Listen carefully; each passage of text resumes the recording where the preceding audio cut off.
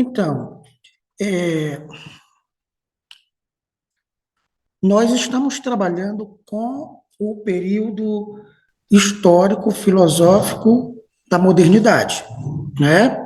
Eu, na última aula, apresentei para você, fiz uma introdução para vocês, é, fiz uma introdução do conteúdo, né? E aí dividimos as três correntes filosóficas principais para vocês fazerem uma atividade de leitura, né, e organizar um pequeno vídeo com os principais filósofos desse período, né, da filosofia moderna, tá? Então, algumas pessoas não me enviaram ainda, eu queria falar sobre ele hoje, mas a gente não termina agora o conteúdo, né? Vamos ter mais uma atividade simples para fazer sobre esse conteúdo, então eu vou receber os vídeos que estão faltando, né, amanhã, e vou organizar e vou disponibilizar para vocês assistirem os tópicos das outras pessoas, tá? Então, vou retomar algumas questões mais importantes que eu já falei e disponibilizei uma videoaula a princípio para vocês também, inclusive havia dito que não era para vocês fazerem o vídeo de vocês sem antes assistir a videoaula, porque eu estava recebendo vídeos e aí eu vi que estava um pouco desconectado do conteúdo da videoaula, do texto. Ou seja, não é que estava errado, não é que não é aquilo, mas assim, vocês, alguns, né, poucos, foram buscar outros materiais, é, foram buscar outros materiais quando a gente tinha o texto que eu propus e, e a videoaula que eu mandei para vocês. Então, não havia necessidade de ir buscar outras coisas, né, e tal. Só se quisesse, mas de preferência com esse material que eu disponibilizei para vocês, que foi o texto e foi também a videoaula, tá? Na videoaula, inclusive, eu falo bastante detalhes sobre cada um dos filósofos que vocês estão estudando e que vocês fizeram o videozinho de vocês. Por isso, a importância de assistir a aula antes de fazer o vídeo, porque aí você vai ter mais propriedade, né, para poder falar sobre as correntes, né, que é o racionalismo, o empirismo e o iluminismo. E aí, dentro de cada uma dessas correntes filosóficas da modernidade, os filósofos específicos que nós sorteamos para cada um de vocês, né? Então, foi isso que nós fizemos. Então, eu vou rapidamente retomar umas coisas aqui, e aí vocês podem ficar à vontade. Nós vamos assistir três pequenos vídeos, cada um falando sobre uma dessas correntes, e aí a gente conversa um pouco sobre essas correntes, e, e, e depois eu oriento vocês sobre uma síntese, um esqueminha que eu vou passar para vocês fazerem, para a gente fechar esse conteúdo. E dependendo do tempo, né, a gente já entra aí no outro conteúdo, mas talvez não seja interessante misturar, tá? Bom, acho que para início vocês podem já falar sobre quem assistiu à aula.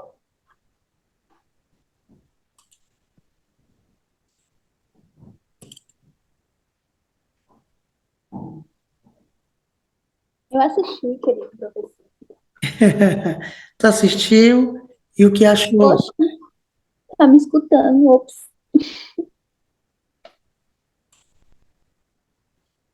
E o que achou? Achei boa. Fica mais claro para fazer a atividade se a gente assistir as aulas, a aula que foi ministrada, no caso. Exatamente. Ó, tem meia hora que eu estou esperando vocês. O aplicativo já disse que nós só temos 10 minutos. Vamos lá. Então, tem que agilizar as entradas, né, de vocês. Todo mundo tem um aplicativo, consegue tranquilamente. Então, na aula passada e na videoaula, nós falamos sobre uma síntese, né, geral aí do período da filosofia moderna, onde ficou claro, né, algumas ideias principais sobre esse período.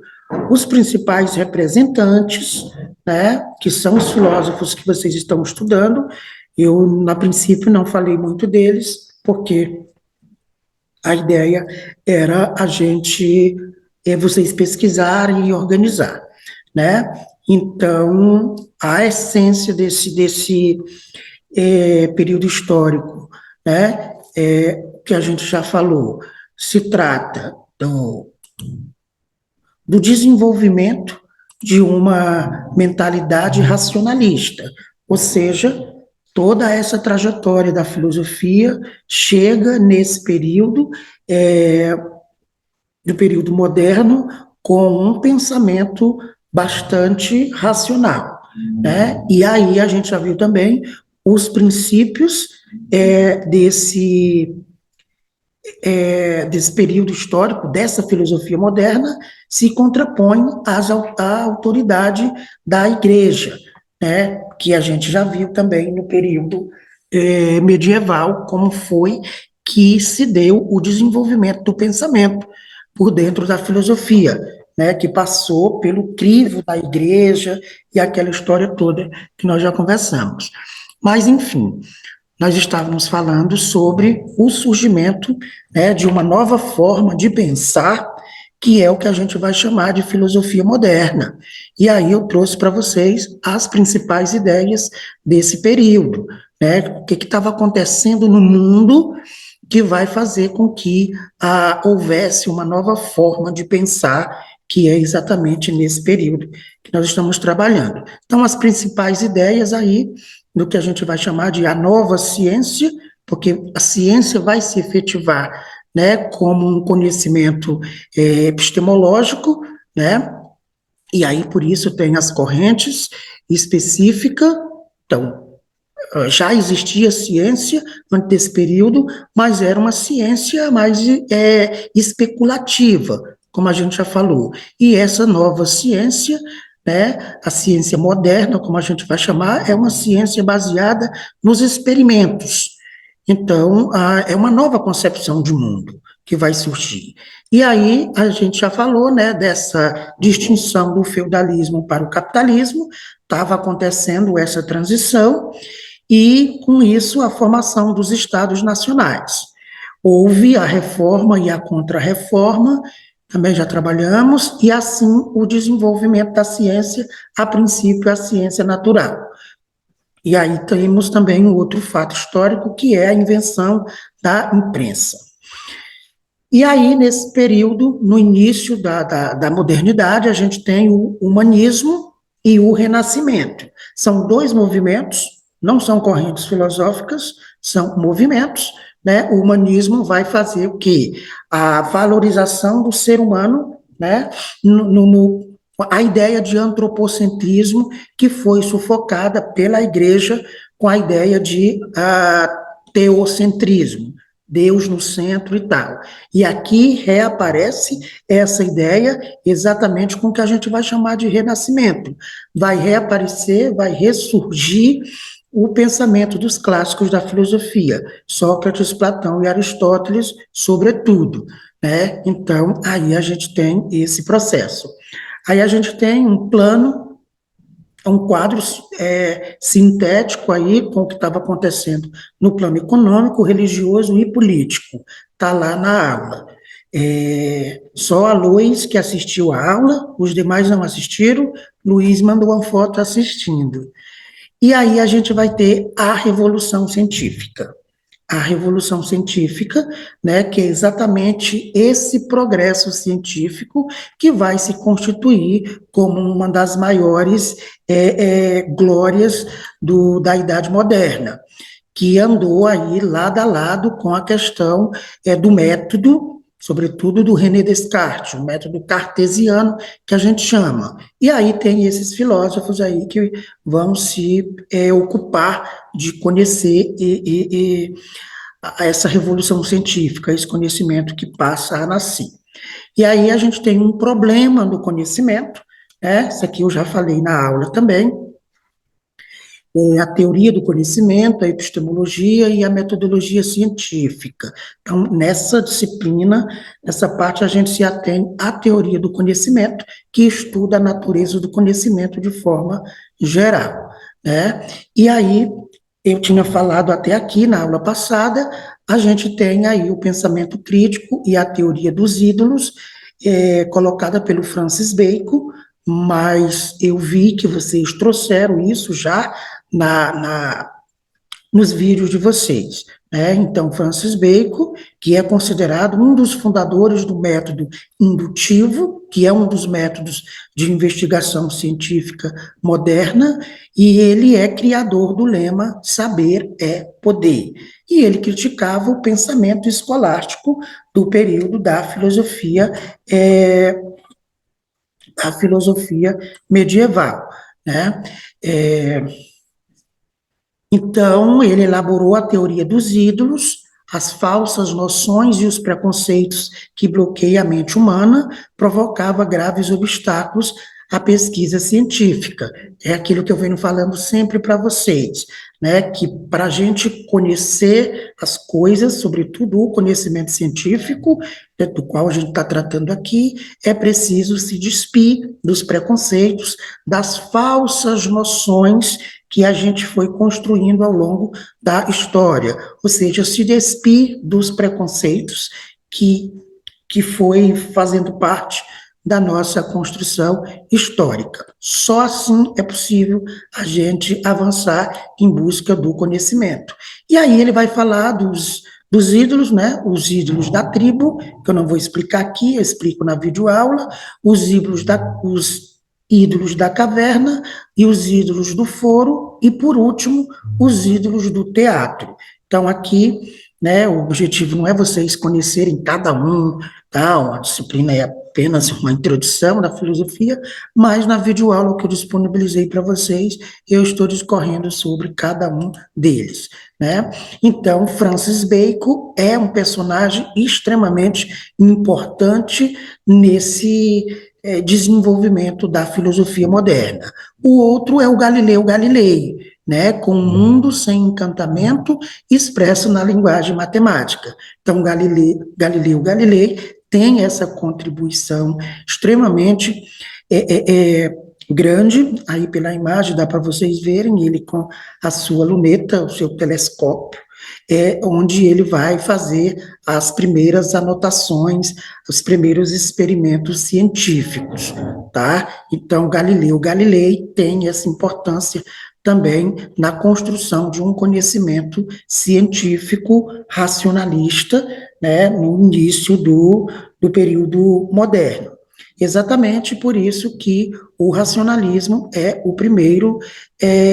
a primeira corrente que a gente estuda, porque os primeiros filósofos da modernidade são racionalistas, tá? E agora a gente vai conhecer um pouquinho mais de cada um.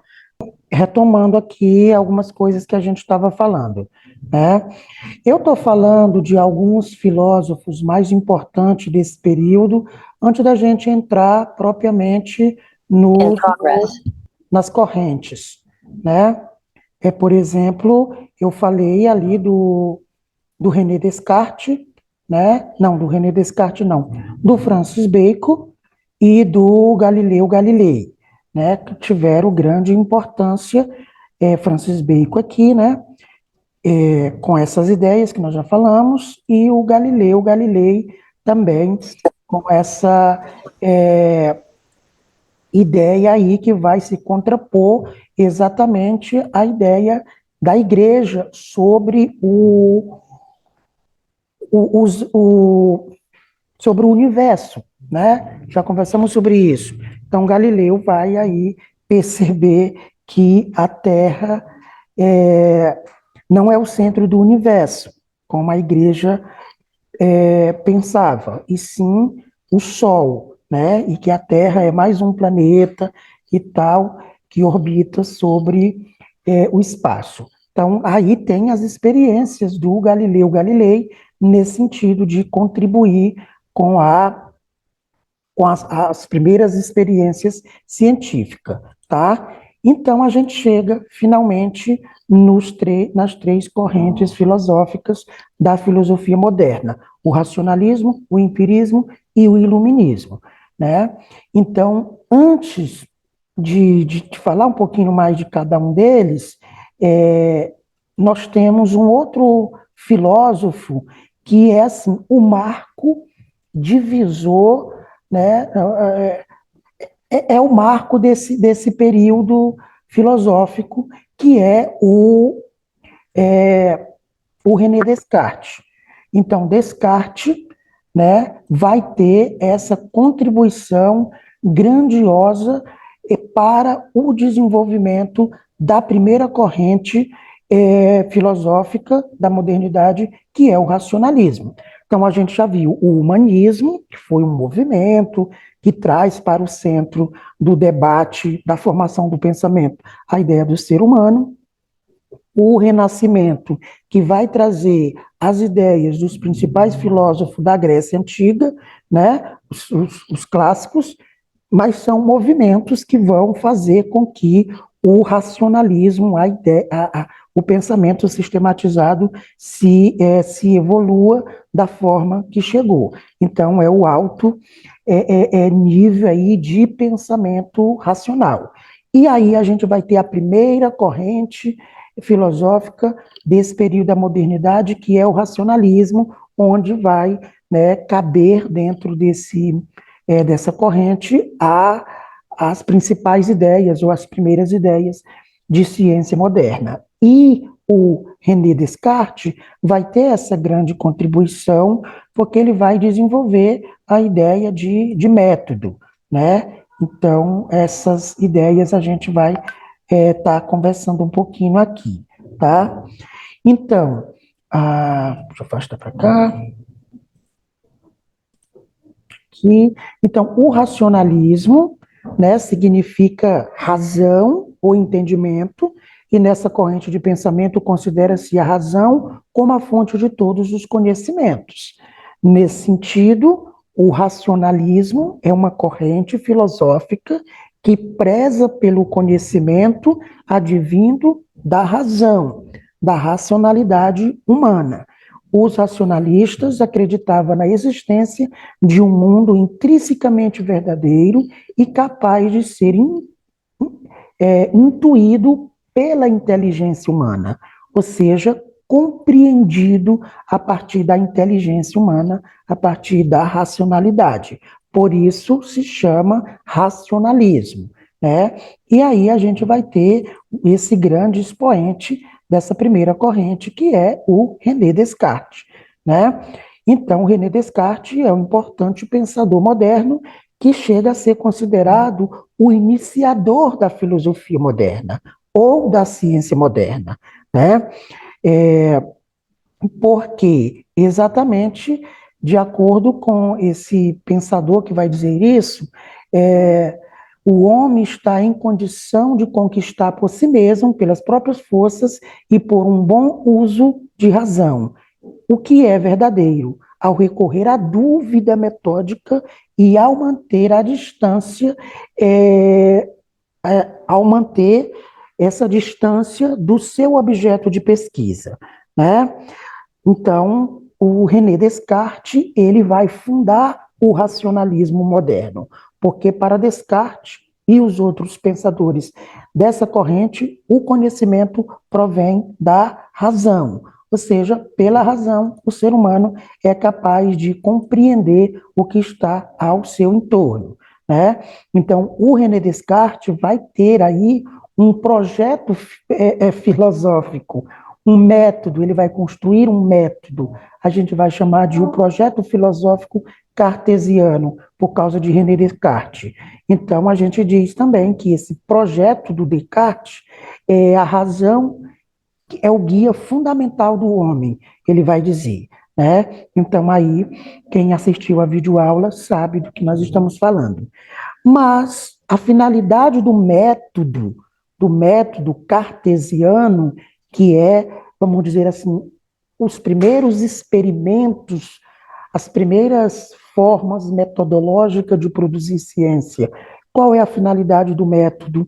É pôr a razão no bom caminho, evitando assim o erro, né? Nessa perspectiva cartesiana do René Descartes.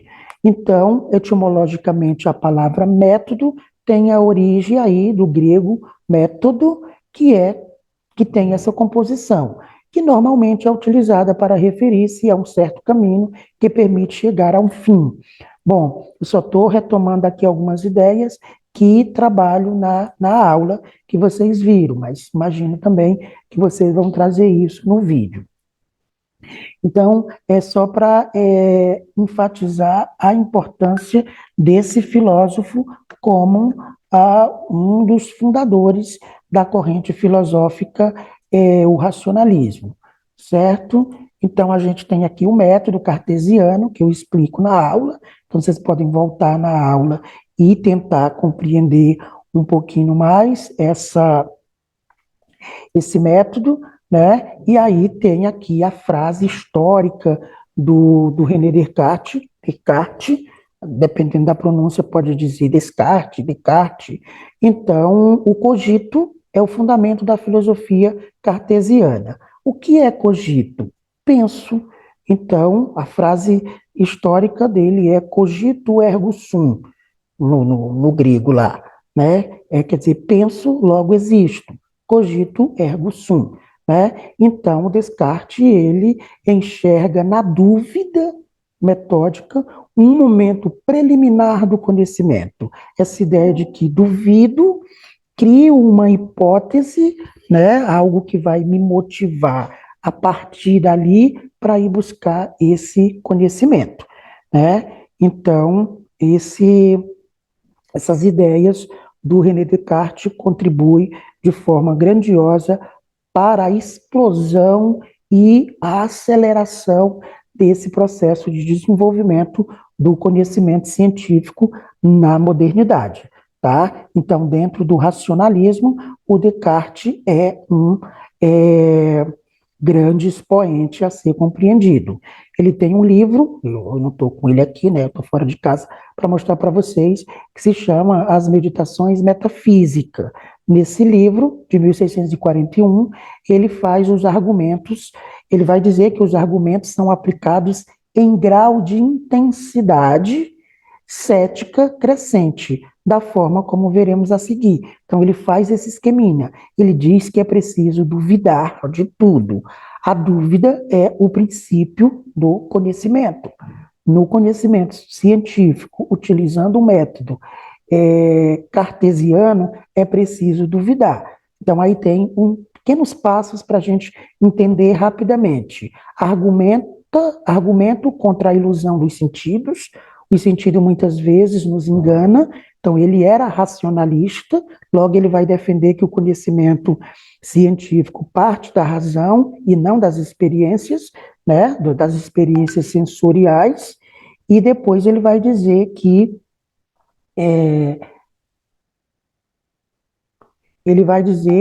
vai tratar sobre os argumentos dos sonhos. Tudo que experimentamos acordado, podemos experimentar dormindo. Em sono não temos nenhum critério para distinguir um estado ou outro, né? Então, sim, estou compartilhando o slide, não está aparecendo para vocês?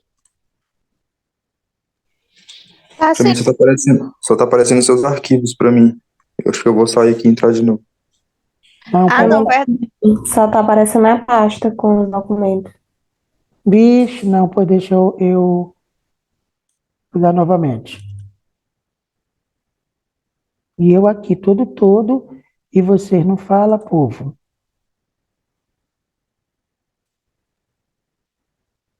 Normal, professor, normal. Pensei que estava projetando. Vamos lá.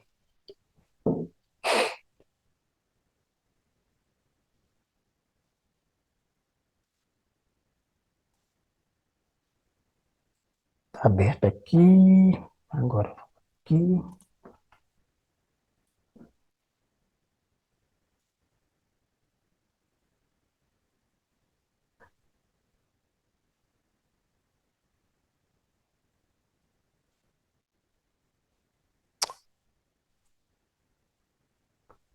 Espera lá, tá aqui a aula. Eu tenho que abrir primeiro.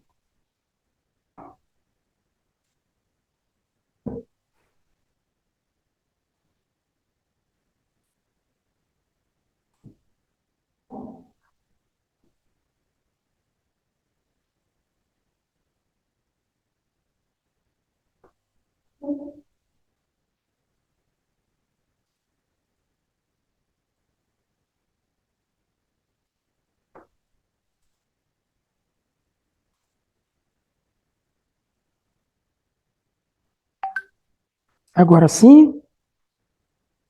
Agora sim. Ah, tá. Então, deixa eu voltar só um pouquinho para vocês verem aí, principalmente essa parte do que a gente falava aqui do método cartesiano, né?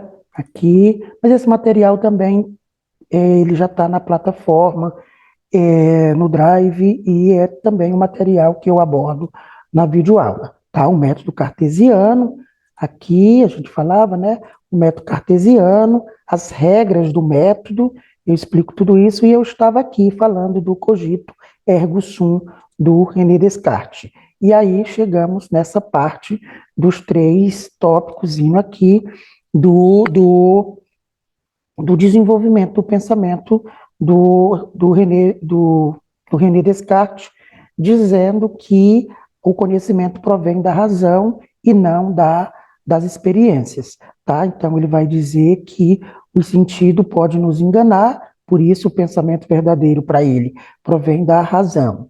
E aquilo que nós fazemos ou que nós experimentamos acordado, também podemos experimentar dormindo, né? E aí, em sono, não temos nenhum critério para distinguir um estado do outro. Então, ele vai, mais uma vez, fazer referência à capacidade racional que nós temos de absorver as coisas.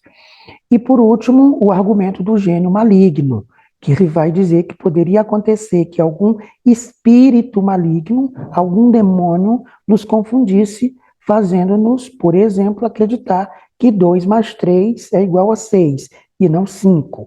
Quer dizer, as coisas que atrapalham, ele vai chamar de gênio maligno, alguma coisa que pode nos impedir, na realidade material, de nos apropriar do conhecimento verdadeiro, porque 2 mais 3 é 5 e não 6. Nesse sentido, ele vai chamar de gênio maligno outras coisas que pode confundir a nossa mente, tá? Então, a gente tem, como eu já falei, Francis Bacon, Galileu Galilei, René Descartes, né, o Descartes, e a gente tem esses aqui que vocês irão falar, o Baruch de Spinoza, né, e o Blaise Pascal, que aí vocês irão falar. Se não me engano, é o Luiz que vai falar sobre ele, né? Então, aqui a gente tem um esqueminha da nova ciência e o racionalismo.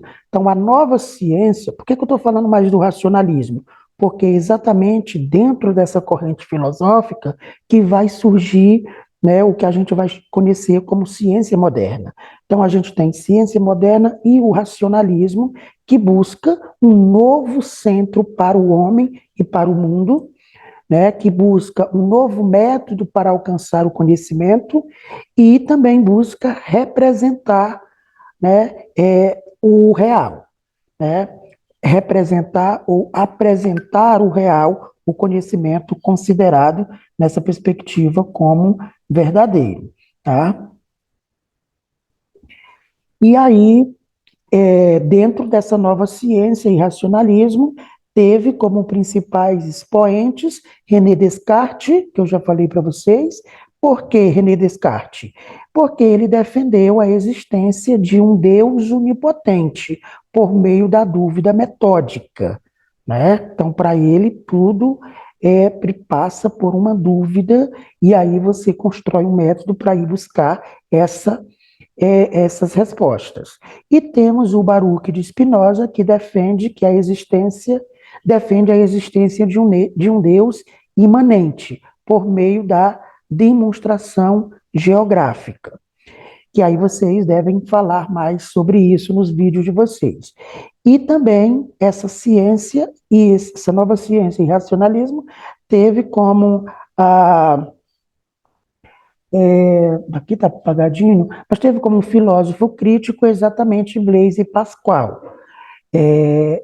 Pascal, ele buscou recuperar o Deus do amor e da consolação por meio da fé e crença, né? Ou seja, um está dizendo que nós temos a capacidade, né, de conhecer as coisas, porque elas estão em todos os lugares e, sobretudo, a nossa razão tem essa possibilidade, né, de fazer compreender, né, o que está ao nosso entorno, e o outro vai falar exatamente sobre essa capacidade de organizar isso de forma racional e simbolizar isso com a linguagem simbólica que nós já conversamos. Então, a gente tem aí, né, o racionalismo, tá? Então, a gente tem o racionalismo, que eu queria retomar essas ideias principais, e aí, antes de entrar no empirismo, eu quero apresentar para vocês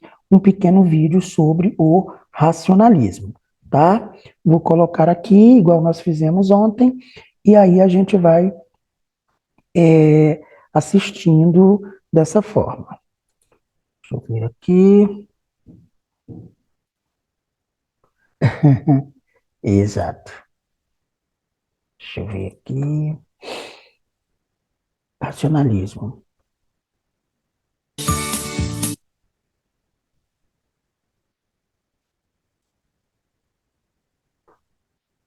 Vejamos.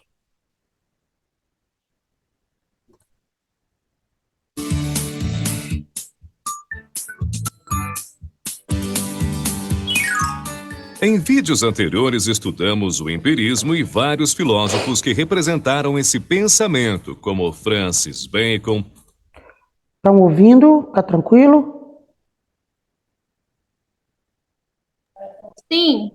Ok. Tá de boa. Thomas Hobbes, David Hume, David Berkeley e John Stuart Mill. Para os empiristas, todo conhecimento é proveniente da experiência sensorial. Vixe, desculpa, eu estou colocando o vídeo do empirismo, na verdade é do racionalismo que eu tenho que colocar, tá?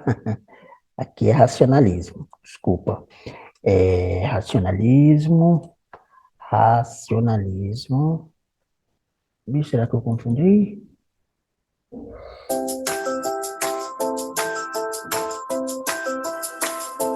Importante na busca pelo conhecimento. Ah, não, é isso mesmo. É porque ele faz um pequeno resgate do empirismo, depois ele entra no racionalismo. É como se já tivesse visto, mas é a outra corrente que nós já vamos apresentar também, tá? Vamos lá.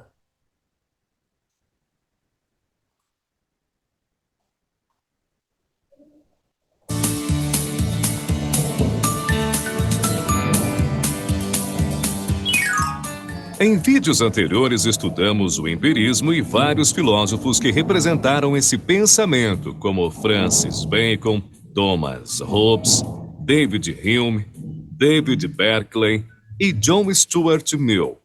Para os empiristas, todo conhecimento é proveniente da experiência sensorial, ou seja, do nosso contato com o mundo. Assim, caberia à mente o papel secundário e até automático de organizar a informação obtida pela experiência.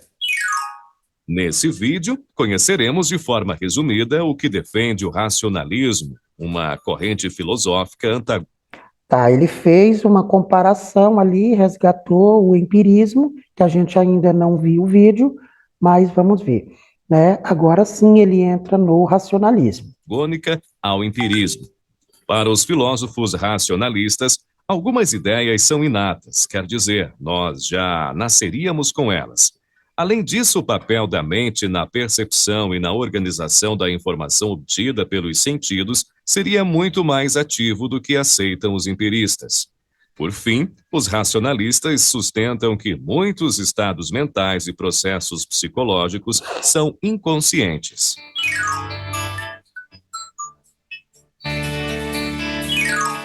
A mente, para os racionalistas, não apenas organiza e armazena informações na memória, ela também atribui significados que essas informações não teriam de outra maneira. Para os racionalistas, existem estruturas, operações e habilidades mentais que são inatas, e nós utilizamos esses recursos inatos para analisar as informações que nos chegam pelos sentidos.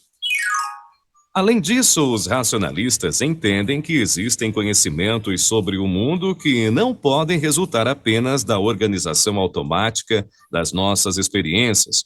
Elas resultam da dedução lógica, análise e argumentação.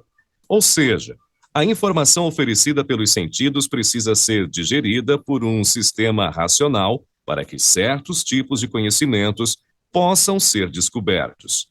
Note que os racionalistas se preocupam em entender como funcionam os mecanismos, habilidades ou faculdades mentais que processam os conteúdos que constituem os nossos pensamentos.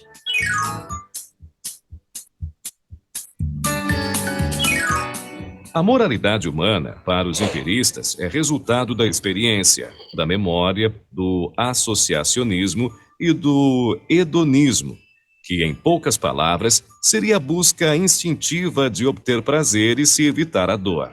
Para os racionalistas, entretanto, existem motivos racionais segundo os quais certas ações e pensamentos são percebidos pelas pessoas como mais adequados do que outros. Quer dizer, o comportamento moral seria resultado da compreensão e adoção de certos princípios morais. Por exemplo, se alguém está dirigindo um veículo a 60 km por hora em uma estrada cuja velocidade máxima é justamente essa, tal comportamento seria resultado da compreensão da legislação e da decisão de não violar essa legislação. Mesmo que a pessoa queira apenas evitar as más consequências de não seguir a lei, ainda assim existiria aí um processo de análise e reflexão que precederiam a adoção do bom comportamento no trânsito.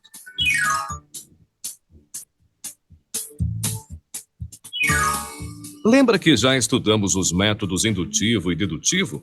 Bom, os empiristas enfatizam a indução e o método experimental.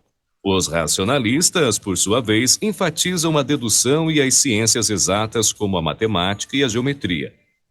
Já estudamos os racionalistas Descartes e Spinoza em vídeos anteriores. No próximo vídeo, estudaremos o pensamento de Leibniz. Ok, várias informações aí, né, sobre a corrente racionalista. E algumas ideias, né, que a gente já falou e que reforça, né, essa discussão sobre o conhecimento provém da razão. E aí tem todos esses filósofos que vocês estudaram, e eu estou ansioso, né, para montar o vídeo que vocês fizeram. Algumas pessoas ainda vão mandar amanhã, e eu vou editar e vou postar para vocês assistirem todos antes de fazer a atividade última desse conteúdo, tá? Ok, vamos retomar um pouquinho aqui.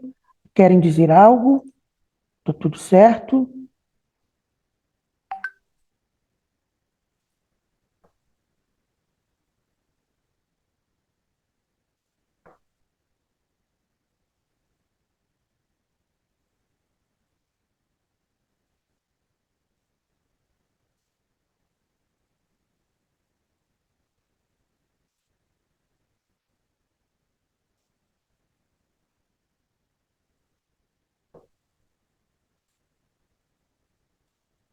Pessoal, tudo tranquilo? Então, isso é o racionalismo, né? Agora vejamos um pouco sobre deixa eu me ver aqui, sobre o empirismo. Então, está claro para vocês o que é o racionalismo? Como vocês já estudaram, os filósofos ali, né? Já deve estar mais por dentro. Querem fazer alguma pergunta? Acrescentar alguma coisa?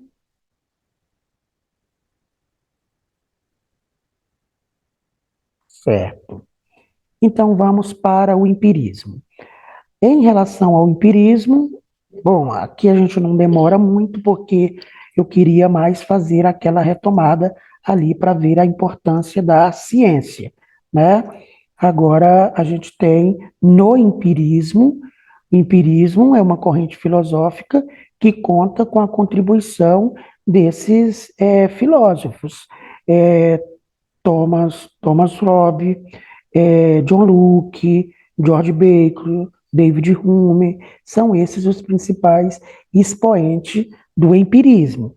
E nós já sabemos que o empirismo traz como ideia principal, né, de que o conhecimento verdadeiro provém das experiências, né, das experiências sensoriais, a partir dos nossos sentidos. Então, o empirismo defende a tese de que, em última análise, a origem fundamental do conhecimento está na experiência sensível, diferente do racionalismo, que defende que, além do conhecimento se dá pela experiência sensível, há principalmente o conhecimento pela razão. Então, não é que ele negue, né? Mas o racionalismo diz que o conhecimento provém da razão, mas que é preciso que haja essas experiências, mas que os sentidos, por si só, não são capazes de produzir um conhecimento verdadeiro, no caso, o conhecimento científico, né? E aí a gente tem essas ideias sobre os principais filósofos do empirismo, né? E aí a ideia é a gente conhecer um pouquinho, então, sobre o empirismo, né? Porque os autores vocês já trabalharam. Vamos lá, então.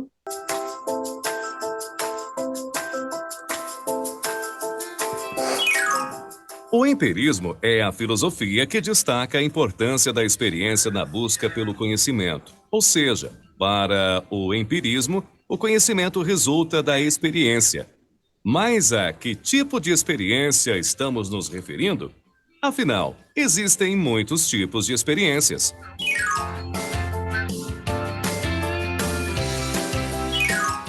Existem experiências internas como os sonhos, a imaginação, as emoções, o raciocínio lógico, como o que usamos para fazer uma operação matemática, por exemplo.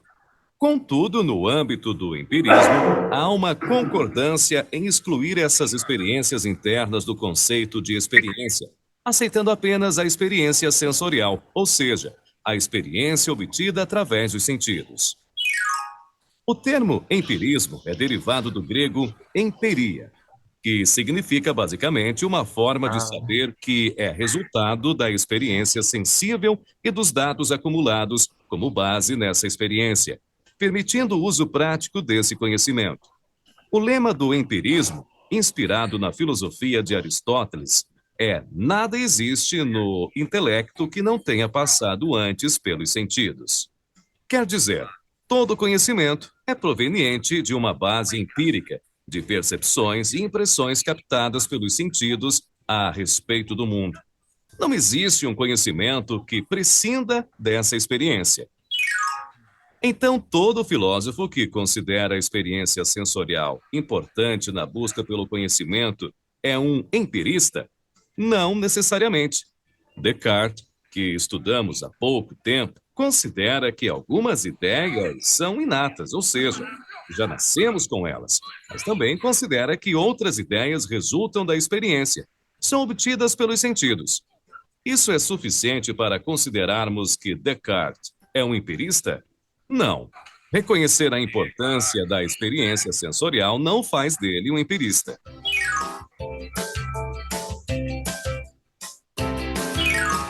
O empirista é aquele que considera a experiência sensorial como a base fundamental de todo conhecimento. Ou seja, o conhecimento não existe sem que essa evidência sensorial tenha sido obtida primeiramente. Ademais, para o empirista, todos os processos intelectuais subsequentes devem se utilizar exclusivamente dessa evidência sensorial para gerar proposições válidas a respeito do mundo. Vejamos essa definição de forma um pouco mais detalhada. Note que o empirismo defende que a experiência sensorial é a base de todo conhecimento, mas essa experiência em si não é o conhecimento, ou seja, as informações que nos chegam pelos sentidos não são o próprio conhecimento. Elas são sua base fundamental, seu alicerce. E sem essa base não pode haver conhecimento. Note ainda que, para que o conhecimento surja, faz-se necessário que os processos intelectuais operem sobre essas evidências sensoriais, e apenas sobre elas. Só então são formuladas proposições sobre o mundo. Perceba que, embora o empirismo reconheça o papel das operações intelectuais, a experiência sensorial é de suprema importância e é o ponto de partida da busca por informação confiável sobre o mundo. É justamente essa ênfase na importância da experiência sensorial que caracteriza o empirismo.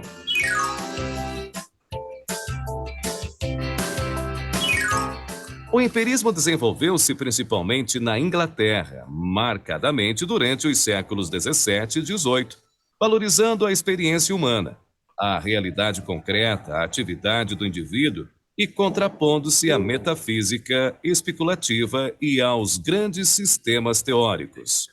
A filosofia empirista está fortemente ligada à criação da Royal Society, a Sociedade Científica de Londres, fundada em 1660 e financiada pelos ricos comerciantes londrinos interessados nas possíveis aplicações técnicas desses conhecimentos para diversos fins, como o aperfeiçoamento das navegações e até mesmo os estudos em linguagem que permitiriam uma melhor comunicação com os povos das novas terras, com as quais negociavam.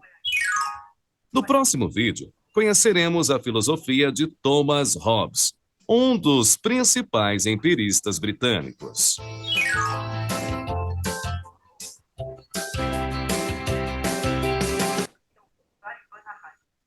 Ok. Bom, já vimos bastante elementos sobre o racionalismo e o empirismo, não é verdade? Dá já para fazer a prova, né? E aí, gente? Tranquilo? Racionalismo, empirismo. Então, o iluminismo, que é o que nós vamos falar um pouquinho agora, é que é um pouco mais diferente. Mais que é um pouco mais difícil para a gente entender. Mas essas duas correntes aqui, elas são opostas, né? Enquanto que o racionalismo vai dizer que o conhecimento provém da razão, o empirismo vai dizer que o conhecimento provém das experiências sensoriais, né? Ou seja, uma teoria com os seus filósofos, uma corrente filosófica vai dizer, olha, o conhecimento verdadeiro, o conhecimento científico, parte da razão. É a partir da razão que captamos as informações que está ao nosso entorno e aí produzimos um conhecimento, né, utilizando ali os métodos de investigação científica, dedutivo, indutivo, que tem princípios exatamente no René Descartes. Tá? Então, isso o racionalismo. E agora esse empirismo vai exatamente dizer que não, olha, o conhecimento verdadeiro, ele parte do contato, das experiências sensoriais. Ele não nega, olha, o primeiro, o racionalismo não nega que a gente precisa se relacionar com as coisas, né? O racionalismo que diz que o conhecimento parte da razão não nega o conhecimento empirista. O racionalismo diz, não, tudo bem, a gente precisa se relacionar com as coisas, utilizar os sentidos e tal. Mas, para produzir um conhecimento verdadeiro, científico, sobretudo, utilizando a racionalidade. Tá? Mas aí vem o empirismo e vai dizer que não. O conhecimento científico, ele tem como base as experiências sensoriais, utilizando, né, os experimentos. Tá? E aí a gente tem essa gama de filósofos que vocês já conhecem, que vão defender essas ideias. Entenderam? Agora, por último, para a gente fechar, vamos falar um pouquinho sobre o iluminismo, que é a última corrente filosófica da modernidade. Né? Sim, professor, e agora? Como é que vai ser? Porque o racionalismo diz uma coisa, o iluminismo outra, o racionalismo uma coisa, e o empirismo outra. E o iluminismo vai dizer o quê? Ixi, não é o vídeo ainda. Desculpa, não é o vídeo ainda. Vamos retomar aqui o PowerPoint rapidola.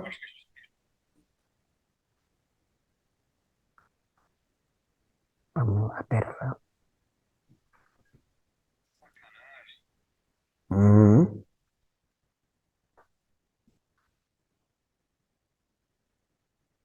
Peraí, estou procurando ele aqui. Iluminismo.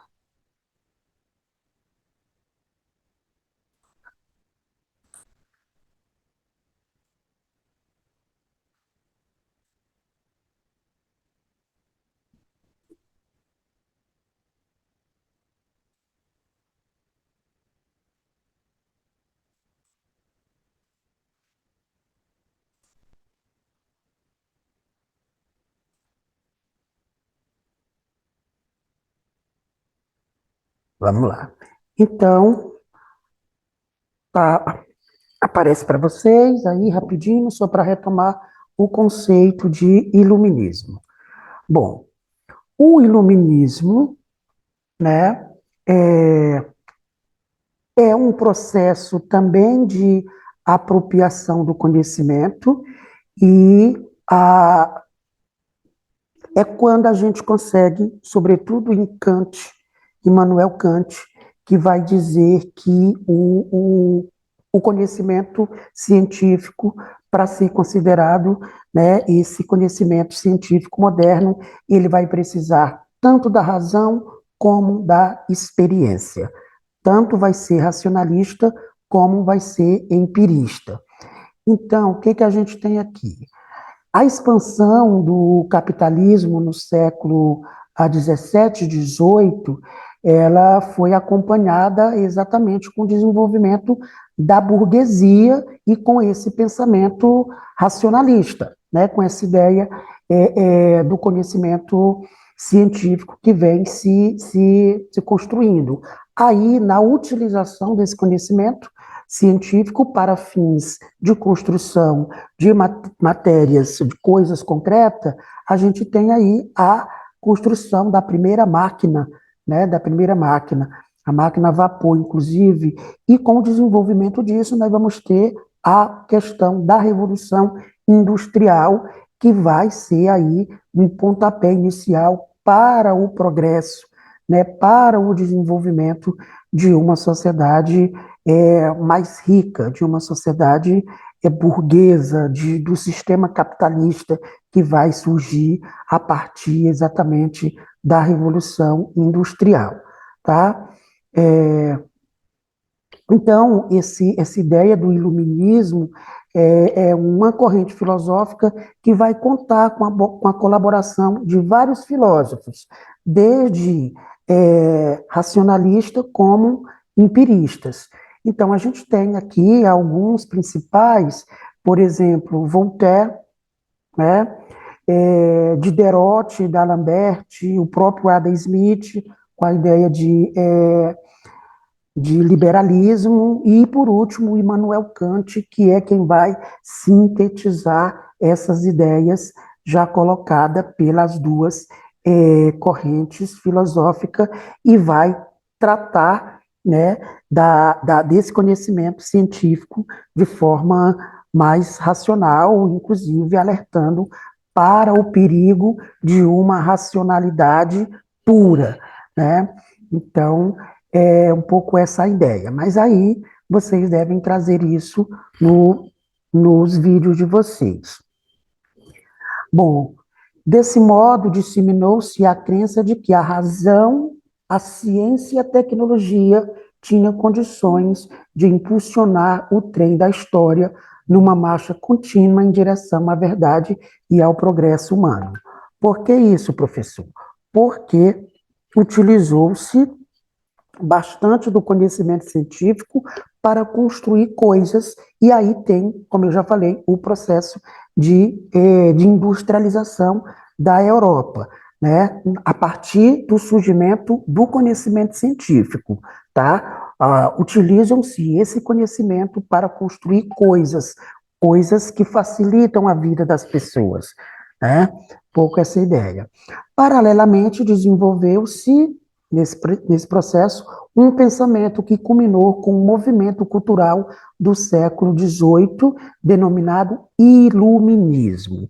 Então, o desenvolvimento do racionalismo e do empirismo como duas correntes de pensamento que vão culminar com a ciência, tanto o empirismo como o racionalismo vão ajudar na construção de uma cientificidade, de uma sociedade moderna, de uma sociedade que tinha agora meios de produção em alta escala a partir das máquinas. E essas máquinas foram construídas a partir da tecnologia. A tecnologia é fruto desse conhecimento científico.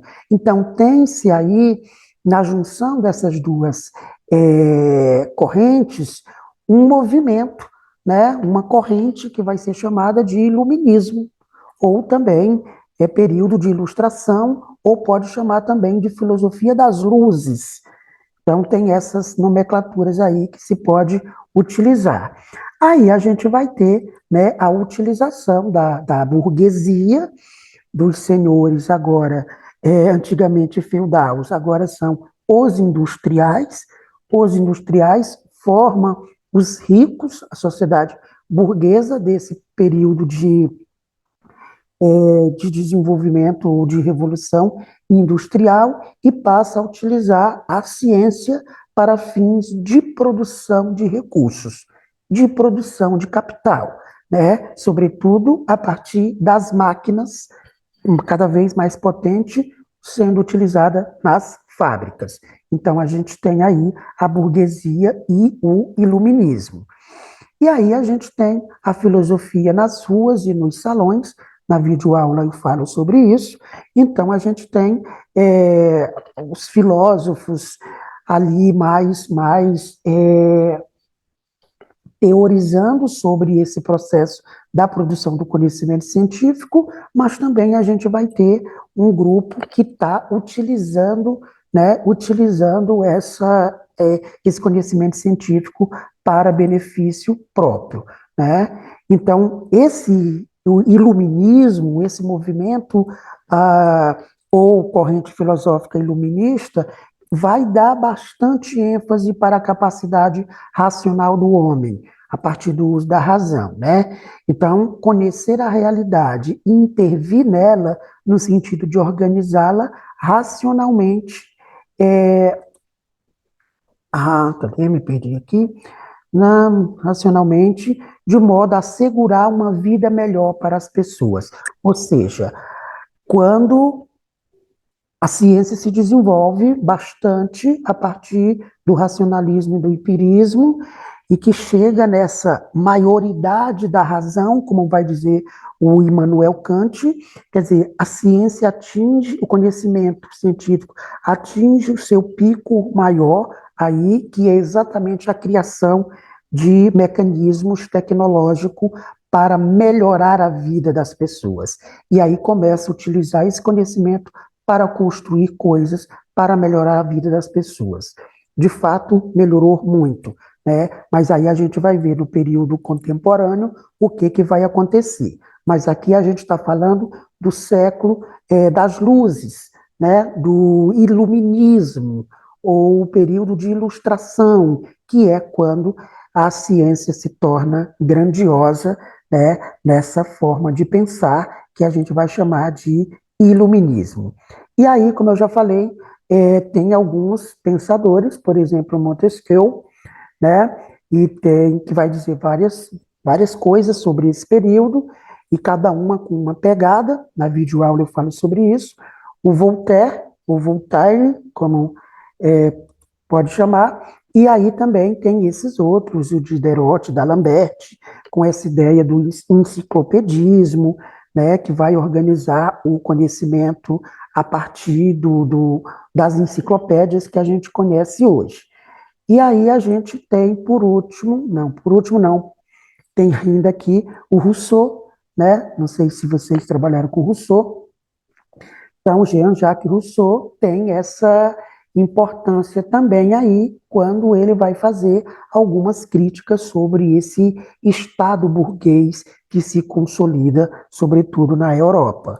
Aí a gente vai ter o Adam Smith, que vai trabalhar essa questão do liberalismo econômico, né, falando aí do jogo livre de oferta e da procura de mercado. Então, eu falo sobre ele, mas aí quero ouvir vocês falarem sobre ele no videoaula. Aí sim a gente chega no Immanuel Kant, que vai fazer aí o quê? O tribunal da razão. Então esse conhecimento racional, científico, fica muito grande, que Kant é considerado o maior filósofo do iluminismo, porque para ele a filosofia deveria responder a 4 questões fundamentais: o que posso saber, como devo agir, o que posso esperar, e por fim, o que é o ser humano. Então, essa racionalidade, né, o Kant vai exaltar, mas ele também vai fazer críticas depois. Então, Kant vai chamar aí de a maioridade da razão, ou a maioridade humana, porque para ele o ser humano chegou aí no ápice da construção e da evolução do seu conhecimento. E aí ele vai fazendo, né, essa análise com os tipos de juízo e os tipos de conhecimento que está aí também. Tá? Então, aí a gente tem, né, os principais filósofos desse período. Então, a teoria kantiana se apresenta como uma nova revelação coperniana, ou copernicana, né, que vai, então, fazer aí uma nova forma de reestruturar o conhecimento a partir do que já tinha sido produzido pelas as correntes filosóficas anteriores, tá? Então, aqui a gente tem, né, o Kant, a importância do Kant, a superação do embate entre racionalismo e empirismo, quer dizer, aquela briga toda entre racionalismo e empirismo. Um dizia que era assim, outro dizia que era assim. O Kant vai buscar essa superação e afirma que nós só conhecemos as coisas tal como as percebemos. Ou seja, né, é preciso perceber e depois conhecer, para poder conhecer. Então, ele vai fazer essa ideia aí de racionalismo e empirismo. Então, Kant produz um conhecimento.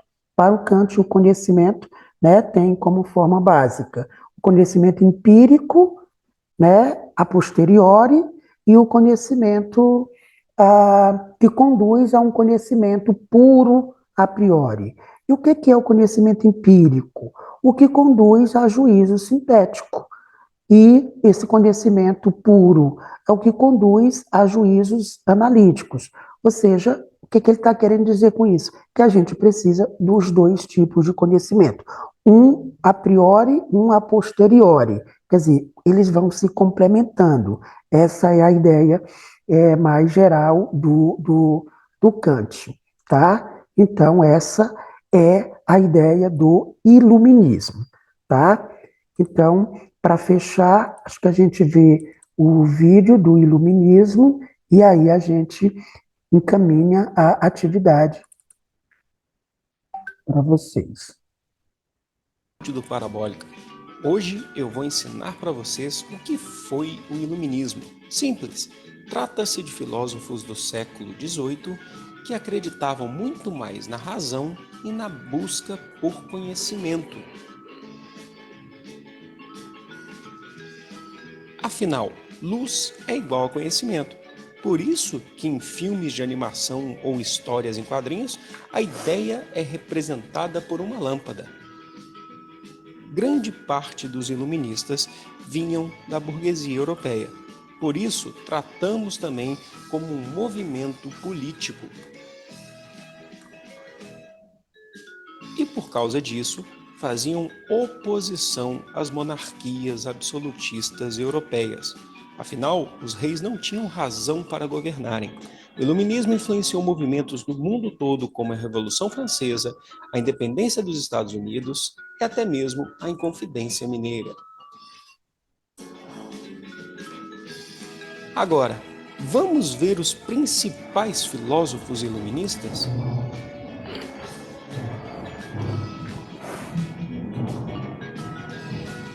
A começar por John Locke, o filósofo inglês. Para ele, todo ser humano nasce com direitos inalienáveis. O que significa isso? Que não podem ser retirados de forma alguma, entre eles a vida, a liberdade e a propriedade.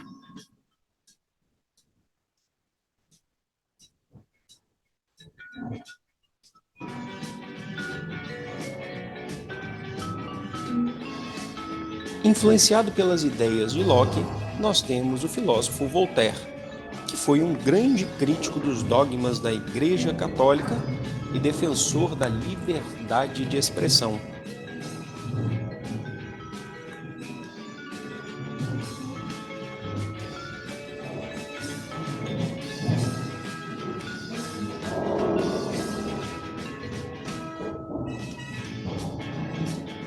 Também temos Montesquieu.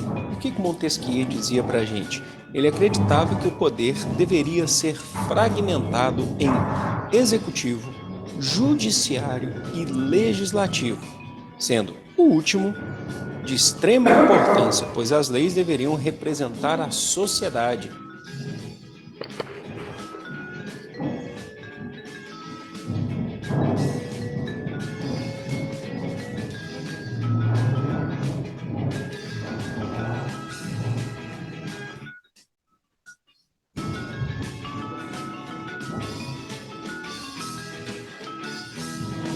Por último, temos Jean-Jacques Rousseau, que acreditava que os seres humanos nasciam bons e se corrompiam pela sociedade.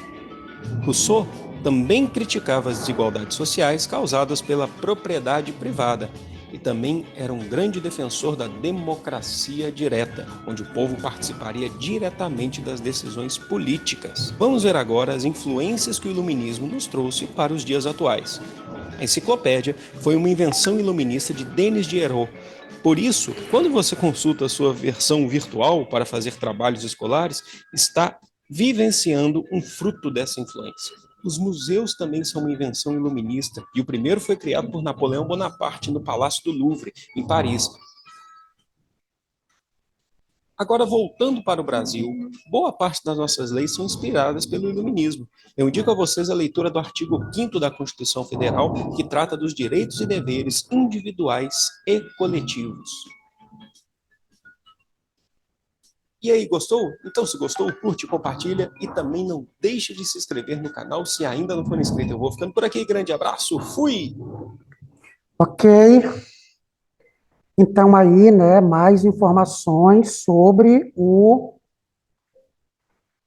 que a gente chama de iluminismo, né? Essa corrente filosófica, a última do período da modernidade, e que vai, né, vai trazer grandes influências para a nossa vida, no período contemporâneo, né? Então, tá tranquilo, povo? Muitas informações, né? Aí vocês vão processar. Hum. Ok? Tudo certinho? Vamos fechar? Sim. Vamos fechar, temos 5 minutos. Eu quero rapidamente só apresentar para vocês a atividade última que vocês irão fazer para a gente fechar esse conteúdo, tá? Essa aqui. Está aparecendo já para vocês aí um Word. Tá sim. Então, o que que eu preciso, né, que vocês façam? Depois da introdução que eu tinha feito na aula presencial, depois da videoaula que vocês assistiram, para fazer os pequenos vídeos, e depois dessa aula de hoje, de forma mais pausada, né, comentando e passando os vídeos e retomando e tal, eu proponho que vocês façam uma síntese crítica sobre a filosofia moderna, nova ciência, racionalismo, empirismo e o iluminismo. A atividade consiste na leitura do texto do livro Fundamentos da Filosofia, do Gilberto Cotrim e da Mirna Fernandes, aquele mesmo livro em PDF que está lá na plataforma, no Drive, né? Vocês vão ler o capítulo 14 e 15 das páginas 253 a 285 do livro, e elaborar uma breve síntese crítica com as principais ideias das correntes filosóficas desenvolvidas no período da modernidade. A saber, são essas aqui. É apenas um esqueminha. Veja, racionalismo, aí aqui você vai colocar as principais ideias que você conseguiu aprender sobre o racionalismo, tá? Da mesma forma do empirismo e da mesma forma do iluminismo. A gente está bastante abastecido de informações, porque vocês leram, estudaram para fazer os vídeos, então é essa atividade, tá? Ela vai estar, ela já está na aula 10 e 11, me parece, 9 e 10, no Drive da disciplina. Vocês, é o mesmo esquema, vocês vão lá, baixe ela, faz a atividade e aí eu vou abrir uma pasta fora para vocês postarem, tá? É o mesmo esquema. Então, até terça-feira, quarta-feira da semana que vem, porque na semana que vem a gente vai ter a nossa última aula remota, né? Na outra semana não terá aula, será o seminário de pesquisa, na outra eu já voltei. Tá? Então, na próxima semana, nós iremos iniciar um conteúdo novo. E para fechar esse conteúdo, vocês vão assistir o vídeo que vocês fizeram, que eu vou juntar e mandar para vocês, e fazer essa atividade. Aí a gente fecha esse conteúdo. Tá bom? Ok, Edneia. Pergunta, Fernanda. Não, professor, nada não. Só concordando aí. Ah, tá. Tranquilo então, gente. Muita informação, vão ver os vídeos, vão ler os textos, vão organizar. Quem ainda não fez o pequeno videozinho lá, faça e manda, que amanhã eu vou editar. Quem mandou, mandou. Quem não mandou, eu vou editar assim mesmo, porque vocês precisam ver todos os filósofos para poder até ajudar na realização dessa atividade, dessa síntese. Tranquilo? Então, fiquem com Deus, vão descansar, satisfação, nos veremos em breve. A Lanes fez assim. Tá bom, então, era isso. Boa noite.